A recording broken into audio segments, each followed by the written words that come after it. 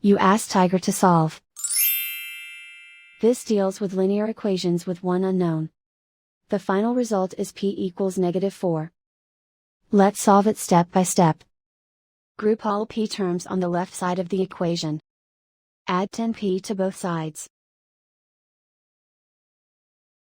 Group like terms. Simplify the arithmetic. Group like terms. Simplify the arithmetic. Group all constants on the right side of the equation. Add 4 to both sides. Simplify the arithmetic.